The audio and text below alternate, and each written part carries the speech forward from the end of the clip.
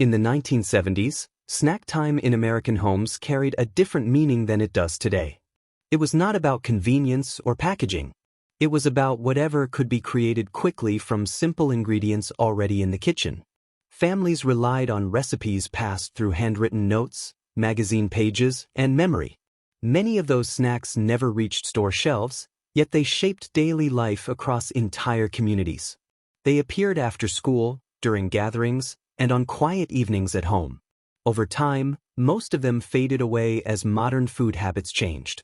What remains are traces of flavor, texture, and tradition that still carry emotional weight for those who remember them.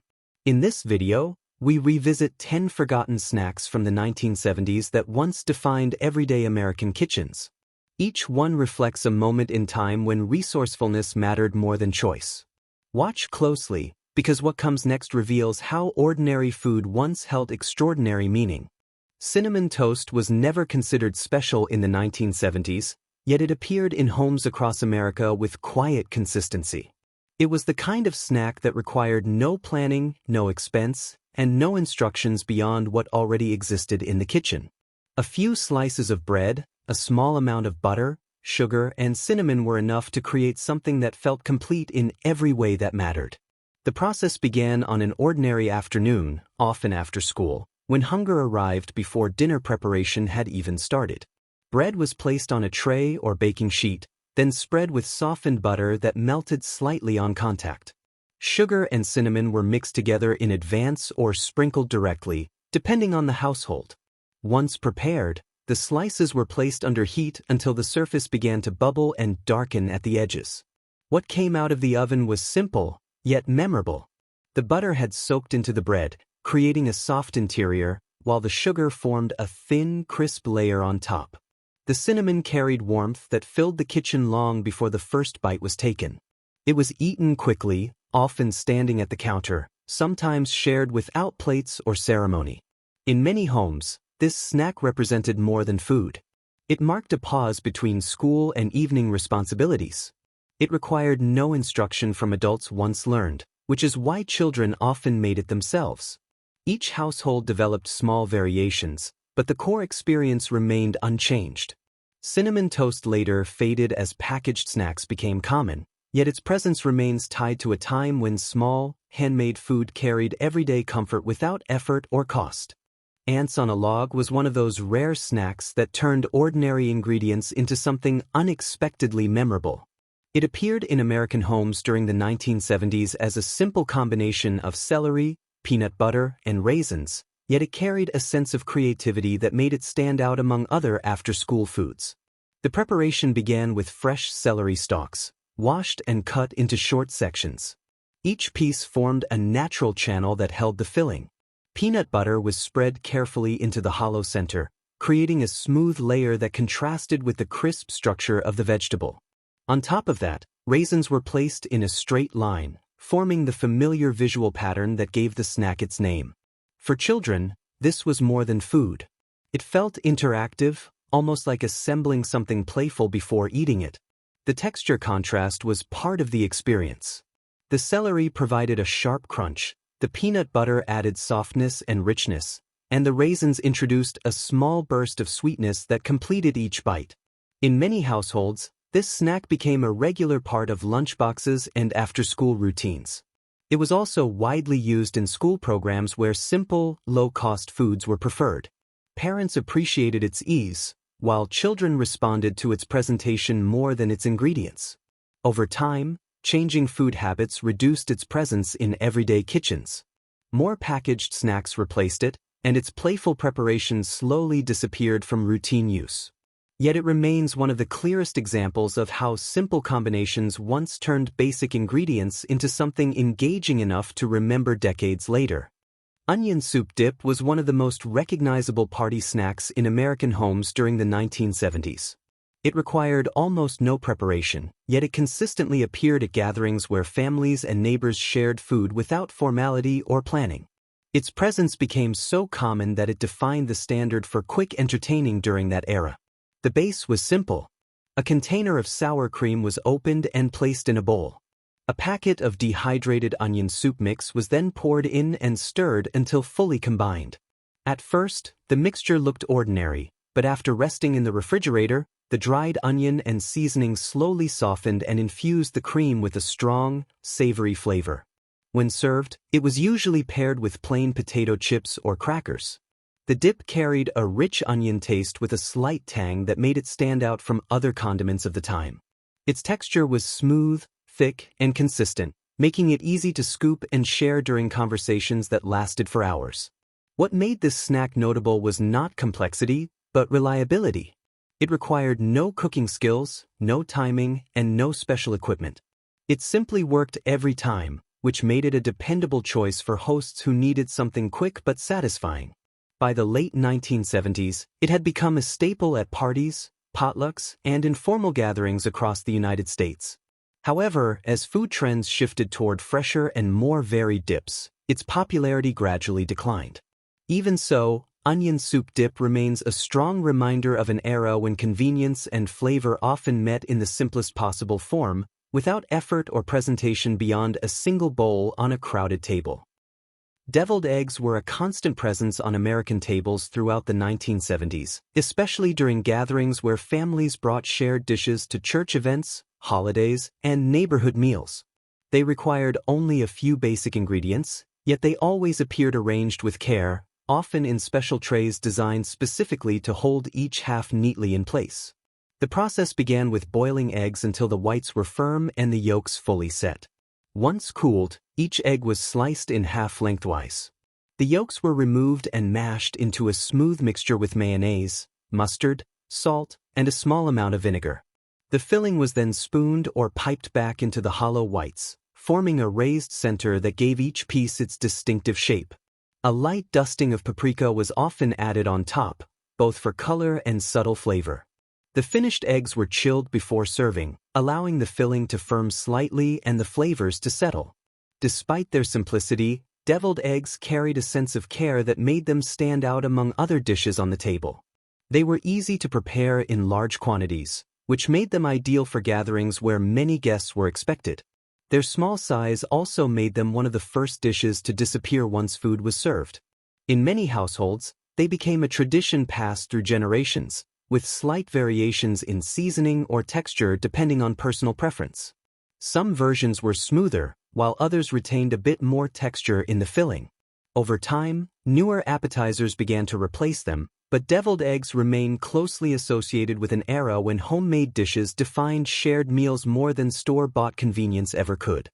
The cheese ball was one of the most recognizable centerpiece snacks of the 1970s, often placed at the center of a party table where guests gathered before the main meal. It was designed to look impressive while requiring only basic ingredients that were already common in home kitchens. The preparation began with softened cream cheese blended with shredded cheddar, garlic powder, onion powder, and a small amount of Worcestershire sauce. The mixture was worked together until it became thick, dense, and fully combined. Once ready, it was shaped by hand into a smooth round form, then wrapped and chilled until firm enough to hold its shape. Before serving, the chilled ball was rolled in finely chopped nuts, often pecans, creating a textured outer layer that contrasted with the creamy interior. It was placed on a plate surrounded by crackers, allowing guests to break off pieces at their own pace. What made the cheese ball so popular was not complexity, but presentation. It looked prepared and intentional, even when made quickly. It gave hosts a sense of structure for entertaining, especially during holidays or informal gatherings where food needed to be both abundant and easy to serve. Each household had its own variation, sometimes adding herbs or adjusting the sharpness of the cheese blend. Despite these differences, the core idea remained the same: a single dish that could feed a group without requiring constant attention.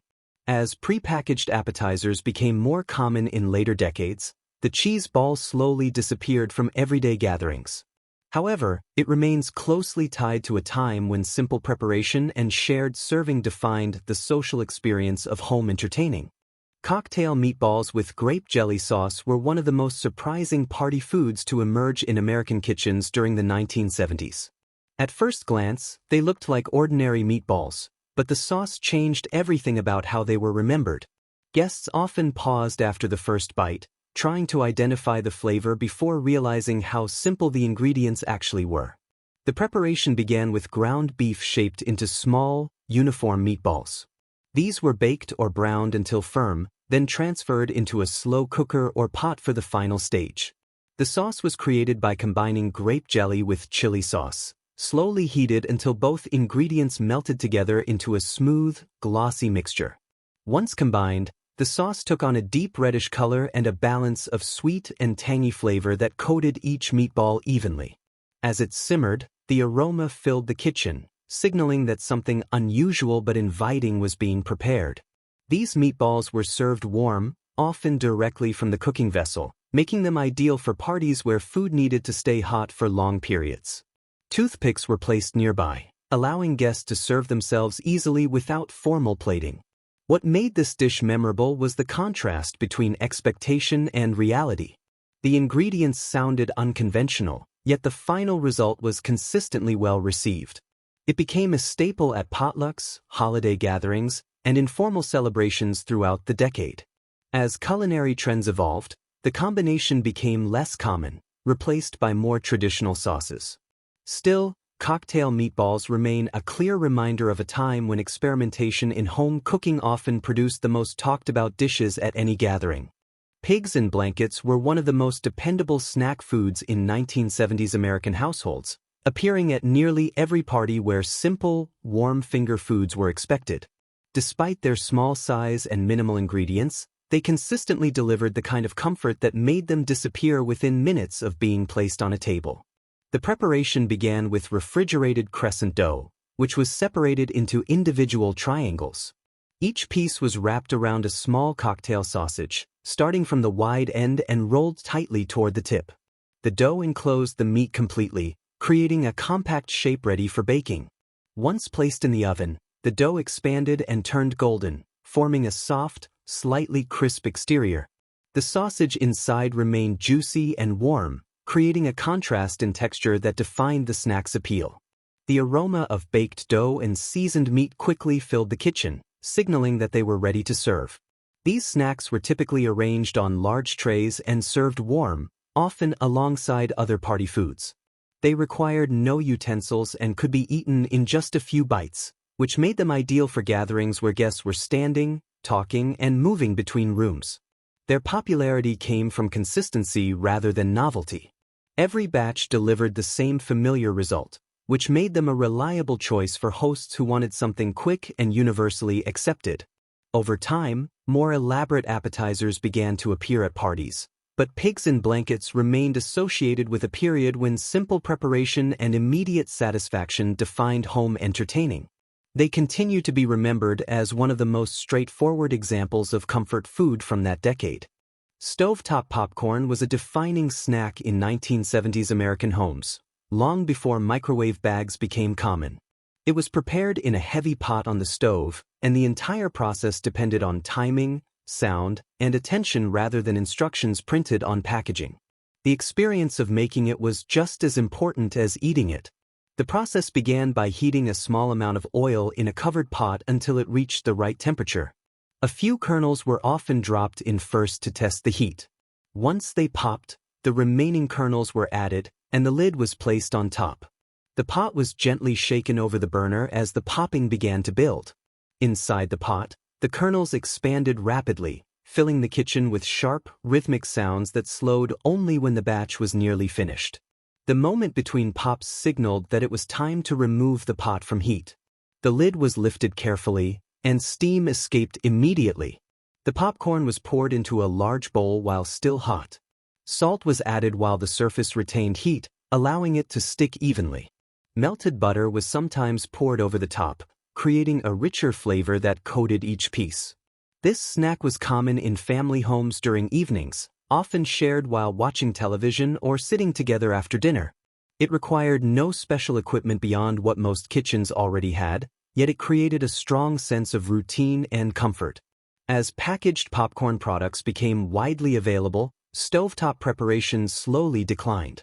However, it remains closely associated with a time when even the simplest snacks were made through direct attention and participation rather than convenience packaging.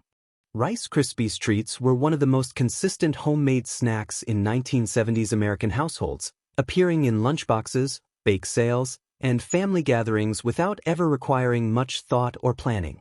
Although the recipe was printed on cereal boxes, most families no longer needed to look at it, as it had become part of everyday kitchen knowledge. The preparation began by melting butter in a large pot over low heat. Marshmallows were added and stirred continuously until they softened and transformed into a smooth, sticky mixture. As the heat continued, the mixture became glossy and elastic, pulling away slightly from the sides of the pot when stirred. Rice Krispies cereal was then poured in and folded carefully into the melted marshmallow base. The mixture thickened quickly, requiring steady hands to ensure even coating. Once fully combined, it was transferred into a greased pan and pressed down firmly to create an even layer. After cooling, the mixture set into soft, chewy squares that held their shape but remained slightly elastic when bitten. The texture was the defining feature, light yet dense enough to feel substantial in each piece. These treats were often cut into imperfect squares, shaped by hand rather than precision tools. They appeared in nearly every school event and home gathering because they were reliable, inexpensive, and easy to prepare in large batches. As packaged snacks became more common in later years, their everyday presence slowly reduced, but they never disappeared completely. Rice Krispies treats remain closely associated with a period when simple, shared recipes formed a core part of home baking traditions across American families. No-bake chocolate oatmeal cookies were a staple in 1970s American kitchens, especially during warm months when turning on the oven felt unnecessary. They were quick to prepare, relied on pantry ingredients, and set without baking, which made them a practical choice for busy households and casual gatherings. The process began with sugar, milk, butter, and cocoa powder combined in a saucepan. The mixture was brought to a full rolling boil and stirred continuously as it thickened. Timing was important at this stage, as even a short difference in heat could change the final texture. Once removed from heat, quick oats and peanut butter were stirred into the hot mixture. The heat softened the ingredients, binding everything into a thick, sticky dough. Vanilla was often added at the end to deepen the flavor. Spoonfuls of the mixture were dropped onto wax paper, where they slowly cooled and firmed into rough, uneven cookies.